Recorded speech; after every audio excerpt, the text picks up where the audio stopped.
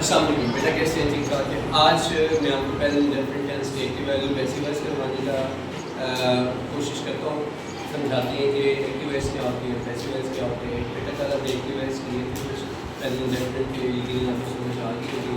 उसके मुताबिक अगर किसी का क्वेश्चन है तो उनसे पूछ लें। आज हम साथ पैसिव वॉइस भी करने लगे हैं। एक्टिव वॉइस में हमने क्या किया था, याद रखिएगा। एक्टिव वॉइस में सबसे पहले सब्जेक्ट आता है, वर्ब की फर्स्ट फॉर्म है, एस का इजाफा होता है, उसके बाद ऑब्जेक्ट के साथ अभी में इसमें थोड़ी सी तब्दीली बेटा होती है। जहाँ पे आप अहमियत दे रहे होते सब्जेक्ट को, पैसिव वॉइस में ऑब्जेक्ट जो है वो स्टार्ट करते हैं। ठीक है, इसके मैं आपको फॉर्मूलाज लिख देता हूँ। अभी आप लोग अपनी नोटबुक्स निकाल लें, उसको नोट करें। सादा फिक्रात हमने प्रेजेंट टेंस में जो एक्टिव वॉइस था उसके बेटा सादा फिक्रात बताने के लिए हमने क्या किया था। सबसे पहले देखिए सब्जेक्ट, ये सादा फिक्रात सब्जेक्ट है बेटा, उसके बाद वर्ब की फर्स्ट फॉर्म है, फिर एस ये इसका इजाफा हो सकता है, उसके बाद ऑब्जेक्ट है। अच्छा ये याद रखिएगा बेटा, ये जो एस ये इसका इजाफा है ये सिर्फ सादा फिक्रात जो प्रेजेंट इंडेफिनिट के सादा फिक्रात है उसके अंदर होगा। वो कब होगा? जब आपका सब्जेक्ट ही, शी, इट या वाहद ना हो तो वर्ब की पहली फॉर्म के साथ एस या ये इसका इजाफा करते हैं, उसके बाद ऑब्जेक्ट। ठीक है बेटा। नेगेटिव नफी बनाने के लिए, नफी फिक्रात बनाने के लिए आप क्या करते हैं? सबसे पहले बेटा सब्जेक्ट है, सब्जेक्ट के बाद डू नॉट या डज नॉट, डू नॉट या, उसके बाद वर्ब की फर्स्ट फॉर्म ऑब्जेक्ट। इसी तरह जब आप सवालिया बनाते हैं, सवालिया फिक्रात बनाने का तरीका तो आप क्या करते हैं? डू या डज फिक्रे के शुरू में, उसके बाद सब्जेक्ट है, सब्जेक्ट के बाद वर्ब की फर्स्ट फॉर्म है, ऑब्जेक्ट है और एंड पे क्वेश्चन मार्क है। सवालिया नफी बनाने के लिए क्या करेंगे? सबसे पहले डू या डज,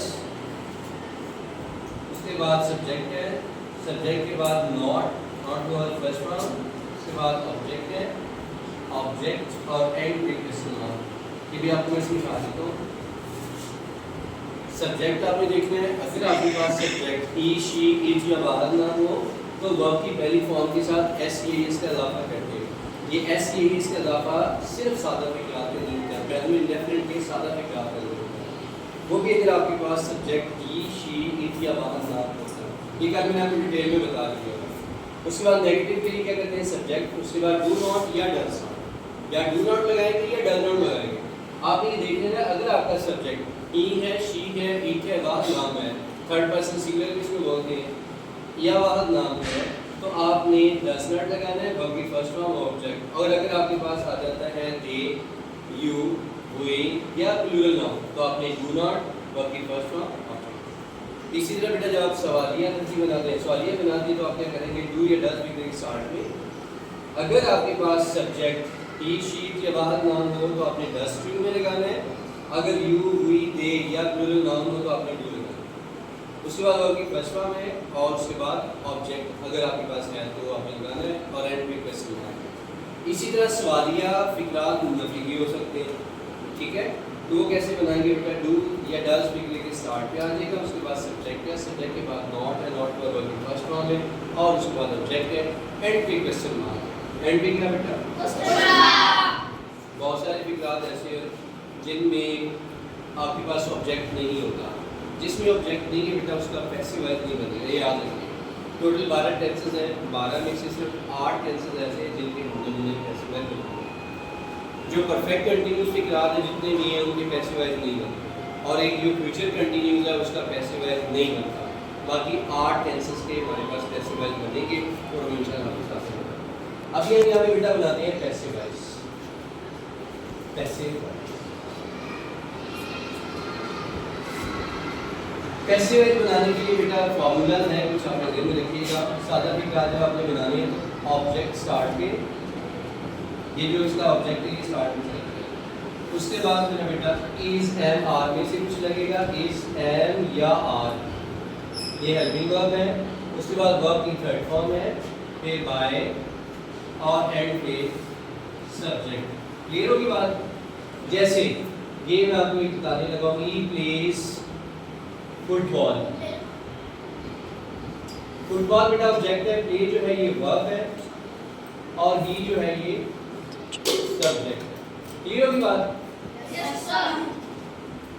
इसमें ये देखिएगा ही प्लेज फुटबॉल, ही प्लेज फुटबॉल। ये जो एस लगा हुआ है ये वर्ब की पहली फॉर्म के साथ एस इसलिए लगा है क्योंकि हमारे पास सब्जेक्ट ही है। मैंने आपको बताया था कि अगर सब्जेक्ट ही शीट के बाहर ना हो तो आपने वर्ब की पहली फॉर्म के साथ एस लगा देना। अच्छा अब ये भी आता है सवाल कि सर ये जो एस है एस ये डी एस में से कैसे पता चलेगा कि हमने एस लगाना है डी एस लगाना है। अगर वर्ब की फॉर्म के आखिर पर अगर वर्ब की फॉर्म के आखिर पर डबल एस आ जाए बेटा, एस एच आ जाए, सी एच आ जाए, ओ आ जाए या एक्स आ जाए तो आपने ई एस का इजाफा करना, अदरवाइज सिर्फ एस का इजाफा होगा। लेकिन एस ई एस का इजाफा उसी सूरत होगा जब आपके पास सब्जेक्ट ये शीट के बाहर ना हो।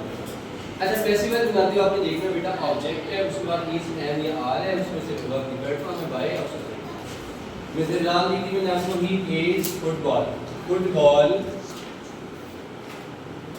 अब इसके हिसाब से आपने देखना है कि इज लगना है एम लगना है कि आर लगना है।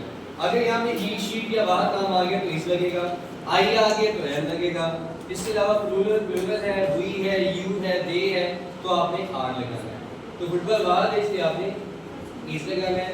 प्ले की सेकंड और थर्ड फॉर्म कौन सी है, प्लेड बाय। अब ही को मैंने बताया था आपको जब एंड पे जाएंगे तो ये ऑब्जेक्टिव केस हो जाएगा him. Is that clear? Yes sir. Negative बनाने के लिए हम क्या करेंगे, ऑब्जेक्ट है, ऑब्जेक्ट के बाद हेल्पिंग वर्ब, ये जो मैंने आपको बताया इज एम आर से भी लगेगा, इसको मैंने शॉर्ट फॉर्म में लिख दिया। उसके बाद नॉट है, नॉट के बाद वर्ब की थर्ड फॉर्म है, बाय है और उसके बाद बेटा सब्जेक्ट। यहाँ तक बात पूछनी है, क्लियर है? चलो नेक्स्ट देखिए, अगर आपने सवालिया फिक्रात को पैसिवाइज बनाना तो कैसे बनाएंगे? हेल्पिंग वर्ब ये कि इज एम आर स्टार्ट पे आ जाएगा, हेल्पिंग वर्ब स्टार्ट पे आ जाएगा। उसके बाद ऑब्जेक्ट है, उसके बाद वर्ब की थर्ड फॉर्म है, फिर बाय है और उसके बाद सब्जेक्ट है, एंड पे क्वेश्चन मार्क है। ये क्वेश्चन मार्क बेटे नहीं भूलना, जब भी आपने कुछ सवालिया फिक्रा लिखना है उसमें क्वेश्चन मार्क जरूर लिखना। अच्छा ये सवालिया फिक्रा है, सवालिया फिक्रा नेगेटिव भी हो सकते हैं, वो कैसे बनाएंगे? सवालिया नफी बनाने के लिए क्या करेंगे, हेल्पिंग वर्ब है, उसके बाद बेटा ऑब्जेक्ट है, ऑब्जेक्ट के बाद नॉट, नॉट के बाद वर्ब की थर्ड फॉर्म, बाय है, उसके बाद सब्जेक्ट है और एंड में बेटा। अब मैं आपको इसका तरीका बताने लगा, ये एक तरीका मैंने बता दिया था, यहाँ पे ये सब एक तरीका मैंने यहाँ पे लिख दिया कि प्लीज फुटबॉल। ठीक है बेटा, इसको याद करना बड़ा ही आसान है। आप पहले इसको एक्टिवाइज तैयार कर लें, इसको याद कर लें, उसके बाद पैसिवाइज के साथ। He plays football, he does not play football या they do not play football. इसी तरह जब सवालिया बनाएंगे तो हम लिखेंगे डू दे प्ले फुटबॉल या डज ही प्ले फुटबॉल। ये सवालिया बन गया। उसके बाद अगर सवालिया नफी आएगा बेटा तो लिखेंगे does he not play football या do they not play football. ये वाहद और जमा दोनों मैंने सूरतें बता दी। सेम इसी तरह जब आपने पैसिव बनाना है तो उसमें पहला एक लिखना है football is played by him. Football यहाँ पे इज ही रहेगा क्योंकि ये बाहर है, इसके हिसाब से आपने इसके मुताबिक आपने इसे माना है। Football is not played by him या football is not played by him. आगे सवालिया जब बनाएंगे तो क्या करेंगे, is football played by him. सवालिया नफी है तो क्या करेंगे, is football not played by him. ठीक है बेटा, बात समझ आ गई? Yes sir. बहुत शुक्रिया, थैंक यू।